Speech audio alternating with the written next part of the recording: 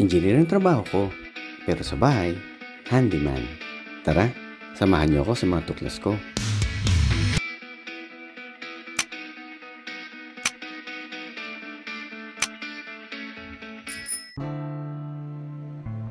Magandang araw mga ka-project! Kamusta kayo? Tara, at meron tayong bagong aayusin sa scooter ko mga ka-project. Matagal na kasing sira yung speedometer ko. Pansin nyo siguro sa mga previous videos ko na hindi siya gumagana. At gusto ko sana siyang ibalik sa dati mga ka-project. At itong speedometer cable ang papalitan natin. Dito nakakonect yung speedometer cable sa harap ng gulong at umakit siya pataas papunta dito sa dashboard. Kaya yan ang tatanggalin at papalitan natin mga ka-project. Tara, tanggalin na natin yung front cover ng handlebar.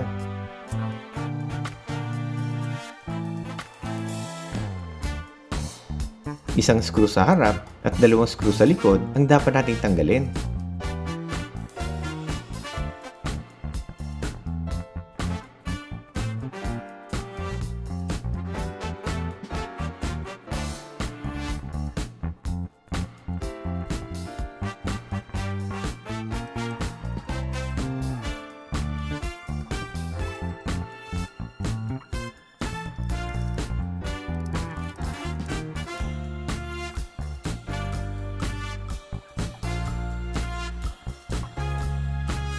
Ngayon, tanggalin na natin yung front hood cover niya.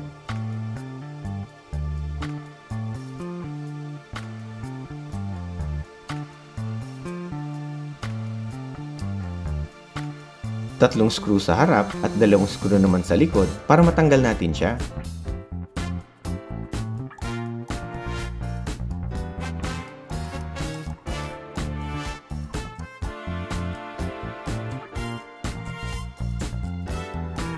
Gamit yung plastic prying tool, dahan-dahan natin siyang tanggalin.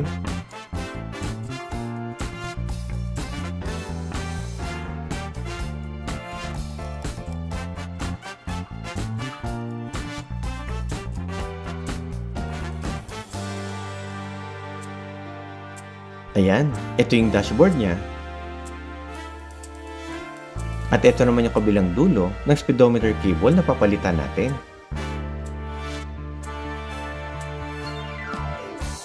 Okay, tanggalin na natin siya. Sundan lang natin kung saan siya nilusot mga ka-project.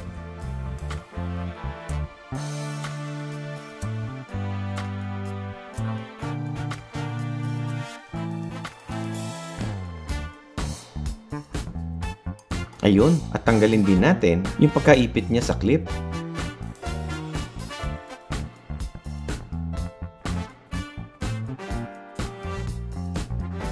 Dito naman sa may gulong, tanggalin na natin yung screw connector niya.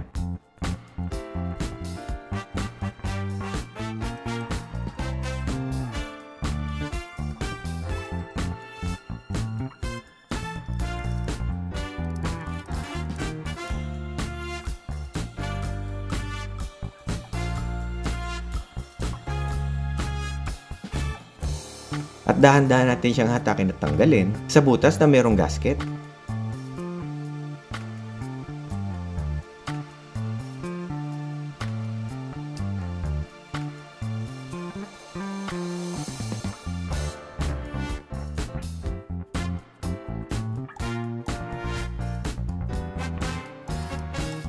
Ayan, natanggalan natin yung buong speedometer cable. Ayan siya mga ka-project. Kapag inikot ko yung isang dulo, dapat umikot din yung kabila.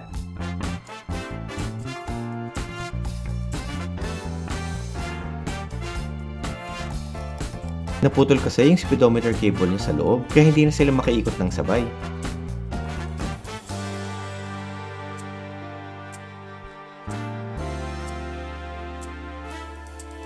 Hindi na din natin siya kayang i-repair, kaya kailangan natin siyang palitan mga ka-project.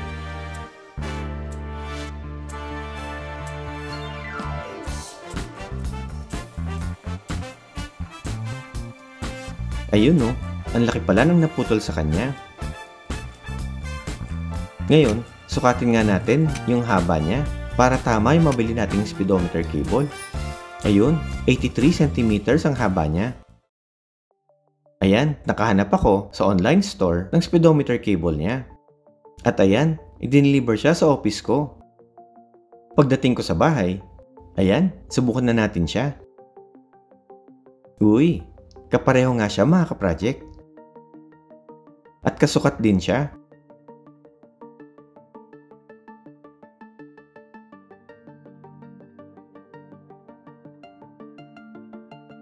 At ayun, umikot din sila ng sabay. Ayos to mga ka-project. Tara, ikabit na natin.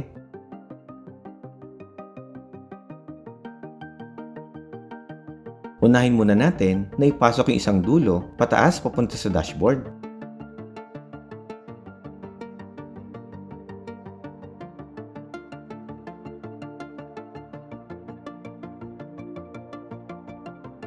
Itagos din natin siya sa loob ng gasket cover at clip.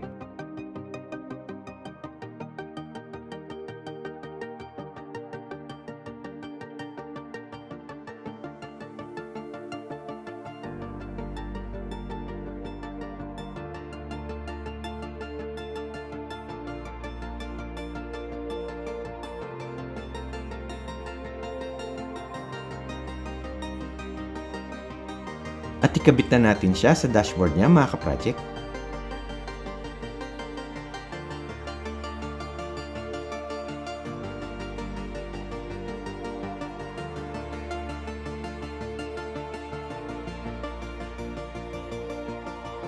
Saka natin ikabit yung connection niya sa harap ng gulong.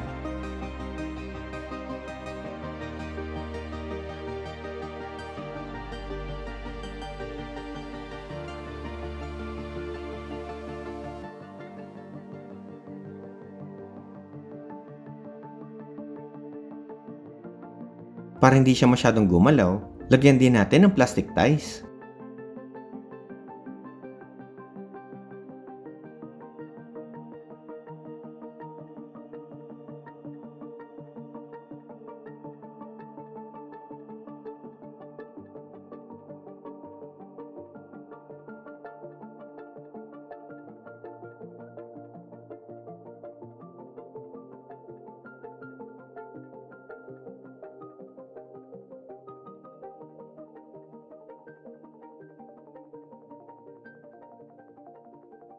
Tara, ibalik na natin yung front fairings niya mga ka-project.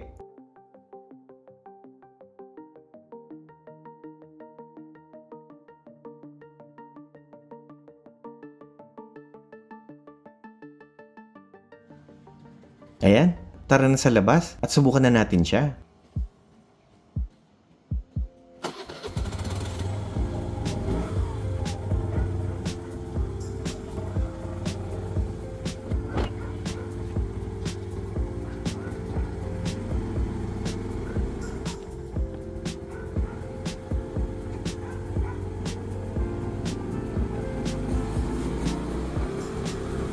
Ayun, ayos na yung speedometer ko mga ka-project. Sayang, hindi ko masubukan yung maximum speed niya mga ka-project kasi bawal magpatakbo ng mabilis dito sa village namin.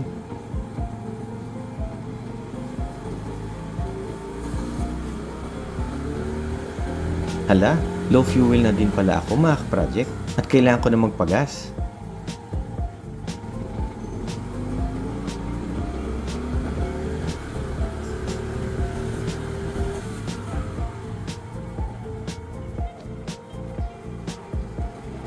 Oops, dahan-dahan lang at tumatawid yung aso. Ayos na yung speedometer ko mga ka-project. Ito na naman ang bagong tuklas mga ka-project. Kung nagustuhan niyo yung video ko or may natutunan kayo, pakiclick naman yung like, don't forget to share, and subscribe to my YouTube channel. Pakiclick na rin yung bell icon para ma-update ka sa mga bagong videos ko. Hanggang dito lang mga ka-project. Maraming salamat!